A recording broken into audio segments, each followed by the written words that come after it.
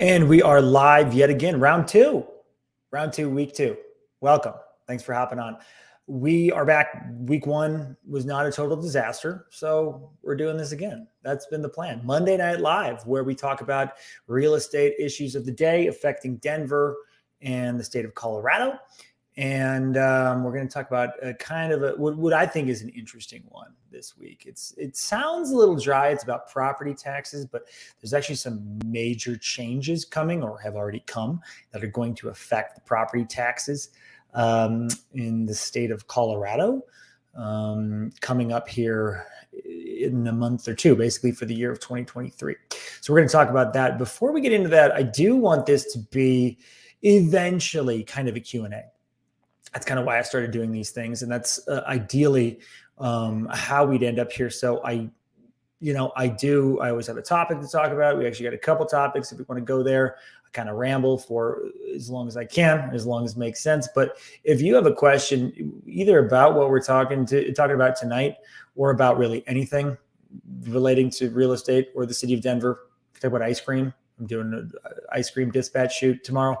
We can talk about anything, honestly. So I would love to get your questions, your comments, your rebuttals, whatever they are, and answer them that way and talk about that. That would be ideal for me. But I do want to get into this property tax thing. So the reason I'm bringing this up, here's my goal. I have a couple goals with this channel. Number one, obviously, I want to be your go-to realtor in the Denver area and the state of Colorado. I've talked about that before. But number two, I do want to be a go-to economist, local economist, at least when it comes to real estate, because the more I can share and help you be informed about these things, the better off you're going to be. And the more I know about this stuff, the better I am in position to help my clients win when we're looking for houses, looking to buy or sell, whatever. So that's why I really dig into this stuff. And hopefully you find some of it helpful. So what's going on with property taxes? A few things. Basically, there was one big change, two big things, one big change that is and are happening that's going to affect your property taxes. More than likely, they're going to go up, and many people think they're going to go up significantly. Colorado actually has some of the lowest property taxes right now in the nation. We're actually third. It's Hawaii, Alabama, and us in terms of lowest property taxes. So for a while, it's been really, really good. Actually, since the 80s, since this amendment we're going to talk about was instituted, it's been really, really low and kept kind of artificially low. And that is all going to change. We just don't know how much it's going to change. And as far as what it's going to look like in the future, we don't really know because there hasn't really been a plan. So I'm going to share a screen here and see how this looks. So this one is kind of dry, but I just highlighted a few things to basically show what's going on. So this is by Colorado Concern. It's a group that's concerned about things going on in Colorado, mostly economic issues. Here's the bottom line. What they think is the total assessed value of residential property is expected to increase 38.5% between 2021 and 2025. That will result in an over 50% increase from 2020. Statewide single-family homes comprised 80% of the total residential assessed value in 2020. And so what's going on there? Well, there's two things. This goes into an explanation of how property taxes are calculated. It's kind of confusing. We won't go completely into that. But the first thing, and this is, you understand this if you're watching this channel and if you've lived in Colorado for any period of time, we've had rapid appreciation. There's been crazy appreciation in the last few years. Basically, the last 2.5 years, we've had anywhere from 30 to 35% home appreciation. Wow, bonkers. It's changing a little bit now, but you've seen it if you lived here. And so what taxes are assessed every odd year in Colorado. So we're in 2023. This is an odd year, and taxes are being assessed and figured out right now. If you are a homeowner, you probably have gotten one of these things saying, here's how your property taxes are assessed, just so you know. And it doesn't really say anything else other than that. It talks about mill levies and the assessed value and the multipliers, and you're kind of like, okay, that's great. Well, there's another letter coming, and those are supposed to be coming in late April, and that's going to give you your new tax rate. So this is the time of year they assess, and they assess based on values, based on where home values were in June of last year, June of 2022. And if you're paying attention, you'll remember that's kind of when property prices peaked. That was sort of the peak of everything. Then from late June through the end of the year, they started to slide back down. So that's what assessors are going to be looking at when evaluating your property. Peak of the market to figure taxes on that. So if you think taxes are assessed in odd years, the last one was 2021, where they were looking at the previous June, 2020. Well, that was right when the real estate market kind of started going up. It stalled out like everything else did for a month and a half, 2 months. And then 2020 in June was kind of just the start of it. Things were getting back going. So you look at the difference in the assessments between then and June of 2022, huge difference. So even if nothing else happened, you're going to see you saw a dramatic rise in your home price, and you're going to see those taxes go up correspondingly. Now, the other thing, and this is basically the biggest change in the last 40 years in Colorado property taxes, the repeal of the Gallagher Amendment. So what was that? Okay, so the Gallagher Amendment over the last 40 years shifted the relative property tax burden to commercial property owners. As residential property values increased at a faster rate. So what it was, and I'll click over here to this other everything you always wanted to know about the Gallagher Amendment, but we're afraid to ask. That is very cute. This is from the state. This is from the government, basically just what the Gallagher Amendment is. Adopted in 1982, trying to keep property taxes down. And in the 80s, mortgage rates were insane. They peaked at like 18%. So basically, homeowners were worried that things were going to get out of control and home ownership was going to become not affordable. Poignant considering what's happening now. But this was passed in 1982. Property taxes are rising and basically artificially kept residential property taxes low. According to the amendment, 45% of the total amount of the state property tax collected must come from residential property, and 55% of the property tax had to come from commercial property. Okay. The problem is, as we read before, 80% of property values in the state is in residential property. So you see kind of the discrepancy there. So basically the commercial, this is when we get into assessed rate and everything else. And that's when it gets a little confusing. But basically, you have your assessed value and then the assessment rate that is a multiplier, and that determines how much they're going to tax you. And then it's multiplied by a local mill levy. It gets super, super confusing. But the assessment rate is the multiplier. So think of it that way. And the commercial assessment rate has stayed fixed at 29%. And because of this amendment, the residential property assessment rate kept going down to where it was at most recently 7.15%. Big time difference because of this amendment. This forced this divide in property taxes, and they had to stay low for residential properties, just based on this amendment that had to happen. This has been repealed. The last election cycle, this was repealed. That's the whole thing. And so this group is saying they had advocated for this to be repealed because the assessment rate for commercial properties stayed fixed while residential properties was continued cut, resulting in a commercial assessment rate more than 4 times higher than residential. Okay. And then we get into mill levies and everything else.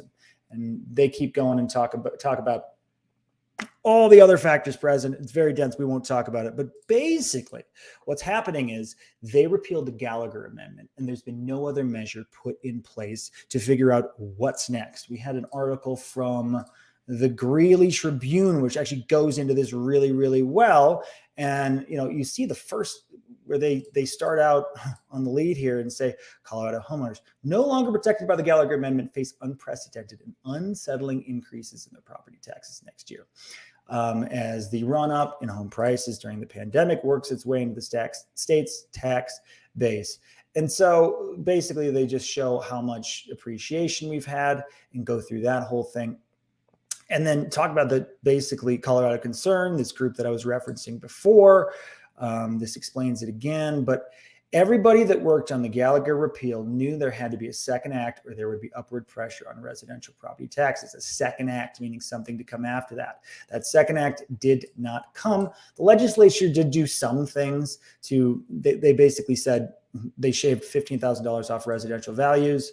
They're going to say that's going to save property owners $700 million, but it's a patch rather than a permanent fix. There's still no second act. We don't know what's going to happen. So big run up in property values. This Gallagher amendment that capped things is no longer there. We're going to see quite a big change. And my friends with Rage Real Estate, colleagues of mine, great guys, they did a great article about this. And they talk about kind of what's everything we've gone over here. We talk about mill levies, which I don't think we have to get into, but that's just how the local tax rate wherever you are is determined. And then does this mean I will have to automatically have to pay more in property taxes? Not necessarily, because of the mill levy. So your taxes might not go up depending on what happens with that mill levy. But it seems like in most places, there's a very good chance that that will happen. What if I believe my actual value in my notice of valuation, the thing that's coming theoretically in late April, is too high? Well, bottom line is there's a way you can appeal that. It can be done via mail or online, and at least in the city of Denver, there's an online link for you to appeal your property tax valuation if you think it's too high. Most people don't want to say their property valuation is too high until it becomes tax time, and you don't want to have to pay basically out of pocket for these extra taxes, because a lot of people are saying, wait, when do I even pay property tax? I don't remember paying it. Well, most of it goes into your escrows and your mortgage payment, meaning they take a bunch out, they take enough out in every mortgage payment, put it in this escrow account. So then when it comes time to pay those property taxes, the mortgage servicer automatically pays them. You don't even have to worry about it. Well, that's all fine and dandy as long as they're staying pretty steady. But if they have a big jump, there may be an actual one-time payment you have to make into the system to make that work. So, what does it mean? Is it scary? We're probably going to get closer to where the rest of the nation is in terms of property taxes. It's probably going to be, we're not going to be third lowest anymore. We might be middle of the pack. Who knows? Again, there's been no legislation enacted to determine what's going to happen in this post-Gallagher Amendment world. So you can expect property taxes to likely go up. One of these articles was saying they were going to double. I don't know. There's no way to know it. A lot of them are so low. We're seeing annual taxes in Denver, $3,000, $4,000 on nice, expensive houses. A lot of those are going to go up. There's going to be some pressure on them. It's still going to be somewhat reasonable, almost certainly. And, the idea that they're going to go through the roof in terms of a national average, highly unlikely based on what we have here. There's just not enough. There's been a huge jump in home prices, but it's still, they're so low to begin with. They would have to, triple to match some of these states where they are in property taxes. I know people in lake states, if you get lake property, you can be paying $20,000, $30,000 a year on a home value lower than many of the homes we have here in Denver in property taxes. A lot of them go to schools in the areas of, we have okay schools in Denver and the Denver metro. Some of them are pretty good. Some of them are okay. But some areas of the country, especially the Northeast, where they really invest in their schools and have big focuses there. I know in Fairfield County in Connecticut, where my wife's from, she was telling me stories of how some of their neighbors paid $40,000 in property taxes when they were growing up. $40K. So we're nowhere near that. So bottom line is we're still probably going to be on the lower end of the country, but you can expect them to go up. And that's all we know until late April. So keep an eye on your mail, because that piece of mail that might look innocuous might not be either. So that's what's going on there. If anybody has any questions, I would take any on those. But, this is property taxes by states, which is not pulling up. We actually don't. There we go. But we already talked through that, so we don't need to go through that. The other thing that happened in relation to what we talked about last week on this was mortgage rates. Talk about banking failures and how they could really affect mortgage rates. Well, guess what? They did. So there was the Silicon Valley Bank, the big one that failed. There's been like 4 others since then. And mortgage rates dropped sharply. This Fox Business article is showing them go below 6%. It's saying currently the 30-year fixed is at 5.875. I haven't seen that anywhere. These are national averages. And, as I talked about in the past, mortgage rates depend on a ton of things, your credit, how big your loan is, a lot of things, the county in which you're getting the mortgage. So I haven't seen anything like that, but they did drop about 0.5%, which is huge in the past week. And really why I pulled this up is just so you can see this graph. This is day by day. So this is going back to February 7th. You're seeing they're up. And again, I didn't see them at 8% either, but I imagine in some places for some loans they were. But you're seeing this blue line is the 30-year fix, and it has dropped significantly just in the last month and change. And if we bring up, where is that other one? Just give me a sec. Oh yeah, this from NerdWallet here. Yeah, 30-year fix, 6.349. That's more like what I'm seeing out there. 6.2 to 6.5, something like that. When a week ago, they were over 7. So this banking collapse has had a huge effect on mortgage rates. And so what does it mean? Are they going to keep going down? We don't know. The Fed's having another meeting this week. That's what they always do. They meet, and then we just sit there with bated breath and say, I don't know what's going to happen. Nothing we can do about it. But they were expected to keep raising these at least for the next few cycles, and mortgage rates dropped. And so we're going to see what they do with the Fed fund rate. But if they keep it flat or even cut the rate, chances are mortgage rates are going to drop again, and probably by quite a bit. And so what's the point? It's a great time to buy a house. If you're looking to buy, I would not assume this will stay around, because every mortgage professional you talk to, you're saying what's going to happen with rates. They're going to say, well, I don't know, but they will be volatile. So the volatility, that's what's going to happen in the near term. If you can lock in at like something like a 6.3 right now, is great.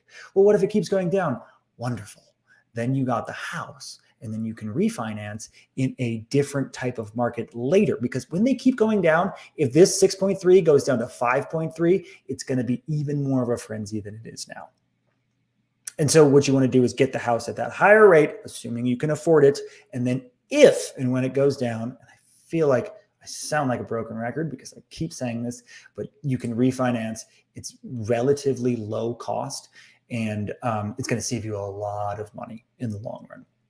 Because once those rates drop again, I mean, that's basically the entire reason for the COVID era home buying frenzy, and what drove appreciation 30+% in 2 years is those mortgage rates. 2.8 is not coming back, but even if they were to get below 5, I don't know what it would look like, because it's tight right now. Now, if they were to go that low, assumedly inventory would loosen up too, because the big problem, the reason we have such low inventory, one of the main reasons is because people that are locked in at 3% don't want to go pay 6.5%, 7% now. So they're like, I don't want to sell my house. Many of them, even if they're going to move, instead of selling, they're keeping it and becoming what's now being called an accidental landlord. And I should do that over here, so it's not behind that thing, accidental landlord, and renting that home out, which is a great strategy, which I would totally recommend, not even just because of this interest rate situation. That's a great way to build wealth long term. But a lot of people who wouldn't have otherwise done that, did that, are doing that, and are at least going to wait because they want to hold on to that asset at that 3% mortgage, because it's free money, especially compared to something that's double or even more double. That's the situation. What else? I think we had one more thing. Yes. Okay. We're shooting ice cream. We're shooting an ice cream dispatch. If you guys don't know, the dispatch is this little show we do where I go around and have little adventures in Denver. Much of it's food related, not all of it, but Swanson and I are going to go. We're going to shoot an ice cream episode tomorrow. And I want to know if you shoot me an email, because we don't have it set yet, or let me know, comments, wherever, if you have an ice cream place we must visit in Denver, because we're going to go hit a bunch. We're going to see how much we can eat. I know we're going to do Little Man, because you have to. You kind of got to do Little Man, which I admit I've never been to. There's always a line when I'm there, but we're going to try to hit it outside peak time. Number 2, Nugs on Colfax. I know we're hitting that because it's some of the most delicious ice cream I've ever had. And number 3, I know we're trying to set something up with the Right Cream. That's the answer I got maybe most frequently when I put this out on Instagram. Right Cream. Apparently that's it's this kind of pop up. Now they have their own storefront, but you have to order. They're only open a few hours. It's one of those types of things. People are telling me it's life changing. So I don't think we can go tomorrow. but we're working something out with them to set up a time. So if you've got any other suggestions that I'm not mentioning, let me know. And if you're watching this not live, not on Monday, still let me know. I want to know where to get the best ice cream. But anyhow, guys, I'm always here for you. Thanks for tuning in. Thanks for clicking the button or whatever you did. I want to be a resource for you. So my phone number, my email is everywhere. Shoot me an email. Let me know what I can do to help you out. I would love to be your go-to guy here in the Denver metro. Otherwise, you're the best.